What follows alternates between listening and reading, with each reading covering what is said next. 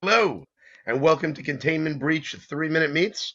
I am Christian DeMatteo, co founder of Fugitive Poems Comics, and I am here today with a phenomenal and important part of Containment Breach Volume 2, our second comic anthology, functioning under the umbrella of Mythology Reborn. I have Mr. Jed McPherson. Jed, how are you? I'm good, thanks. How are you? I am terrific. I'm so excited to have you on this project. Jed is one of our editors, working with a couple of our terrific teams, and but I'll let you handle the heavy work here. So, Jed, who the heck are you? Yeah, I'm Jed McPherson. I'm a writer, letterer, editor, general comics dog's body. I mostly do crime stories when I'm left to my own devices. I did Deadbeat with Chris Sheehan, and I recently finished Kickstarter for Cuddles, which is a crime story with Marco Perugini and Shan Benny and on colours. Cuddles is part of sort of a world that you've got. Yeah, Can you tell us a little bit about that? Yeah, it's sort of like we're doing it under the umbrella of Last Chance Crime, which is going to be sort of like a series of interconnected short graphic novels, some prose stuff as well. So it's basically my way of just writing crime stories for as long as Shannon and Marco will work with me. Well, Jed came to my attention when I found Cuddles, and I was blown away by it. I was so excited to get to read it. The story is different. The dialogue is so real. The art is beautiful. And I was, this is the thing, is that the ending surprised me. And that's not something that happens all the time. And a lot of times you get oh, what a cool ending. The ending to this surprised me, like intellectually, like, oh, it could go this way, but I wouldn't have thought to have it that way. It's a great comic. I think Is that's not the first in the Last Chance world, is it? Yeah, it's the first Last Chance story. So yeah, it's sort of a proof of concept that if it was successful, we would do more, and thankfully it was. So we get to make more of them. Well, I can't wait. You just told me that my copy is in the mail, and I'm very excited. Yep. So that it's done. That Kickstarter is closed. Somebody watching this wants to get their copy of Cuddles. How do they do that? Yeah, you can just go to my website, jedmcpherson.com. There's a link to my store on there, and you can grab copies, digital and physical. I have about 350 left over from the Kickstarter, so if anyone does pick one up, it will really free up some space in my office. I don't know if you know Jordan Patrick Finn. He's also editing on this project. He's All right. a Canadian writer, phenomenal, and he did Death Kanji, which is amazing, and Hellcraft. And I was talking to him about kickstarting. At one point, he's put these up online, so I know I'm not giving away any secrets. He turned his camera and he's like, "Yeah, so these are the copies I have now." Uh, and he recently bought a house, and he put up on Twitter, "Okay, listen, if you want to help me out, time to buy these books so I don't have to move them to the other house." Yeah, I mean that's one of the things I've got to look forward to at some point soon. I'm in the process of looking for a place, which means that I'm gonna have to move all of my books, which is a nightmare waiting to happen. Absolutely. But nobody likes moving people who like books to begin with. All No. my friends hated having when we were young enough where you would have your friends help you move instead of paying somebody. You may still be in that phase. I don't know. All my friends would tell me to go to hell at that stage. But they were like, "We're never moving a smart." That was the line. We're never moving a smart person again. Yeah. Oh, I think it's worse when you're a creator as well, because not only do you have all your books that you read, you also have all of your stock. At least in the Kickstarter world. Exactly. Exactly. Yeah, So, folks, go to Jed's website, which is what again? jedmcpherson.com. JedMcPherson.com. And you want to get Cuddles, and you want to go to what's your Twitter? It's Jed McPherson, just at Jed McPherson. Jed McPherson. Go there to keep an eye on everything he's doing. He is a dynamo, and part of what he's doing is for our comic anthology. What are you doing for Containment Breach? Yeah, so I'm editing two of the stories, Olympus, New Mexico, by Grant Diamit and Matt Rowe, and What They Wear Will Be Their Doom by Dino Caruso, Marcelo Biot, and Eros Dernidi. I have mangled some of those names. I'm dreadful at. Well, they also will have gotten your Twitter from this, so you'll be hearing from them. Uh, Yeah. I'm sorry, but they're in both excellent teams. What we don't want to give away their stories, but what are you experiencing? What's the process been like with them? yeah, it's been pretty interesting seeing it from like the other side, because normally I'm writing, not providing editorial stuff.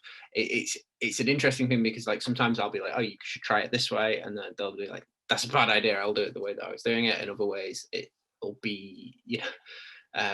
Or one of them was, I think, on Olympus, New Mexico. I was pushing back against one scene, and it was something that the artist really wanted to draw. So we were like, "Yeah, that's fine."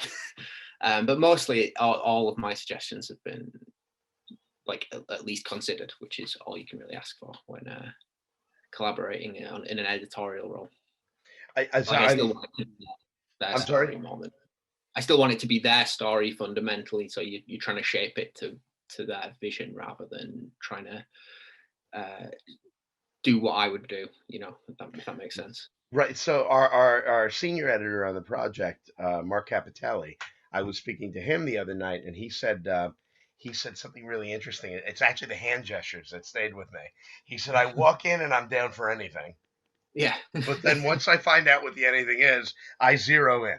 And I Yeah. said, "That's exactly right. That's the right attitude to go in with. It's like you show me your world, and I'm down for whatever. But once you show me your world, you better stick to your own rules, right?"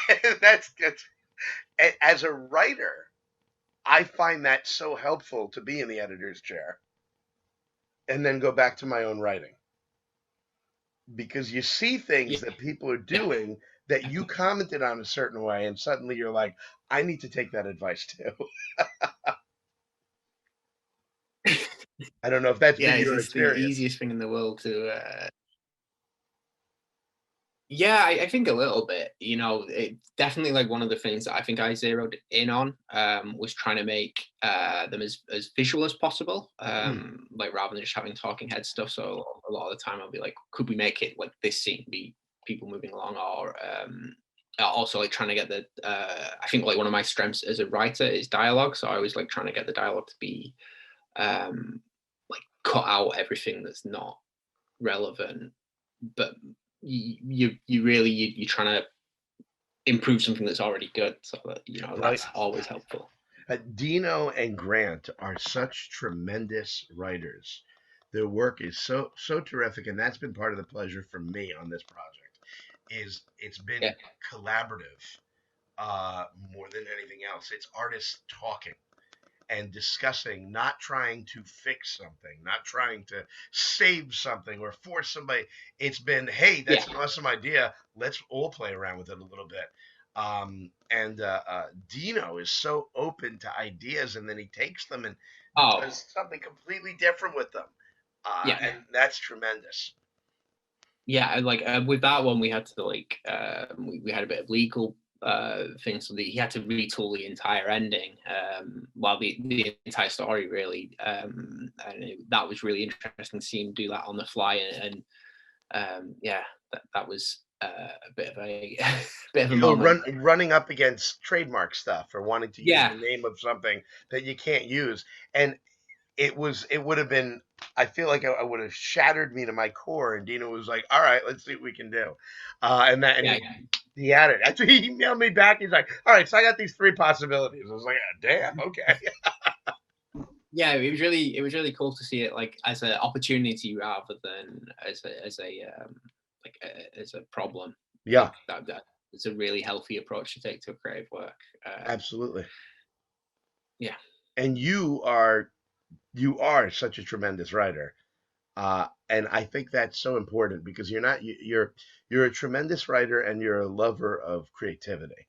And I think you put that energy forward. We were so happy to be able to have you jump on the project with us. So I thank you for that, and having you work with Dino and Grant on writing, and then Matt and Marcelo and Eros are doing this incredible stuff. And you're right, watching it I have the same experience from the other side come together. I'm so glad you're getting to do it with those teams. It's Yeah, fantastic. it's great. Tell me, tell me, very important question. Tell me what if someone handed you your dream life, all the money, and as you get older, you realize more valuable than money is time. All the money, all the time to live your dream life. What would a Friday afternoon look like? What would a Friday afternoon look like as my dream life? I mean, it would probably involve cocktails. I'm a big cocktail fan. Like maybe a nice old fashioned. Ooh, Um, yeah. I've recently started trying to teach myself guitar, so just playing guitar. I've decided I'm going to learn all of Taylor Swift's back catalogue. That's my like that's my new project. So are you I allowed to? Wasn't it all taken from her? You might get sued. yeah. Well, so long as I don't try to monetize it, and if I've got all the money in the world, it doesn't matter. Exactly. So yeah, try play some Taylor Swift on the guitar and drink some nice drinks. I love it. I love old fashions. Yeah, And Manhattan's a bullet bourbon Manhattan. I absolutely love. yeah, I do like. I think I prefer rye in a Manhattan and bourbon in an old fashioned, but personal taste. Um, Bullet makes a great rye. Yeah, I've had that one But before. my It's really good. favorite rye right now is George Dickel, Dickel. Just an Okay. excellent rye. I don't know if it's available where you are. It's hard to get Yeah, where I. we have. Yeah, I'm sure we won't be able to get. We have a real problem getting like decent ryes in the UK. Like it's not a popular. Like we do really well with like Irish whiskey and Scottish whiskey, but Right. less so with rye. Well, if you find yourself in New York at some point, let me know, and we'll pick up a bottle. You can bring your guitar. I will neither sing nor play, but I'll happily drink while you Oh, get through me neither. Taylor Swift's back catalog. Yeah, it's great because they're not like at least the ones I'm learning at the moment. They're not super difficult, so it's about my speed when it comes to guitar. I'm not great at it, but I have a guitar. I tried as a kid, and the discipline was not there. Jed, yeah, it is a pleasure to get to meet you and talk to you. Thank you for the awesome work you're doing on Containment Breach. And where? So tell me your website one more time so people get yeah. it. JedMcPherson.com. And then I'm on Twitter and it's at Jed McPherson. And if you go to either of those, they will point you to all of my work like that. You'll get there eventually. Now, what I have to tell people is I happen to know that you have opened up the computer and you're writing the next Last Chance crime story. Yeah. Where I have a handwritten first draft finished. And I'm currently in the format of getting it into actual decent shape because first drafts are always like first drafts. I'm not going to say what I normally call them, but we'll say I call them my ugly drafts. And Yeah, it's just, but that's not what I normally call it. It's just like I need to get something on the page, or I got nothing to work with. Once yeah, it's on the page, anything can happen. yeah. I have to do them as like handwritten for my first ones. Otherwise, I'll just endlessly tinker with page one. So if I do like handwritten ones, like you can't, you're not too precious about like actually getting down the thing, so you get down the shape of the story really quickly. That is really interesting. Ah, that's interesting. I have to type everything because my Yeah, hand doesn't move as fast as my brain does, and my handwriting be so messy I'll lose all of it. But that's an interesting reason to do that. This is the kind of stuff I love. I thank you so much for coming on, Jed. I am so grateful that we figured out because it's a heck of a time difference. I appreciate you coming on, and I hope to have you on again soon. Maybe I'm thinking about doing a little writer talk. So keep an eye here fugitivepoems.com, Fugitive Poems YouTube site, which is going to be filling up with cool stuff from incredible creators like Jed and all the other people that had the pleasure of meeting with. Go to fugitivepoems.com and subscribe. Go to our Kickstarter, and if the pre-launch is still on when you see this, get on the pre-launch. If the Kickstarter is going when you see this, back the book. It's going to be unbelievable.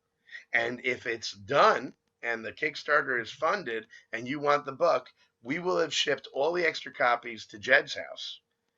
So you can email him because he'll want to get them out. So thank you so much, Jed. Yeah. We are Fugitive Poems, and we make comics.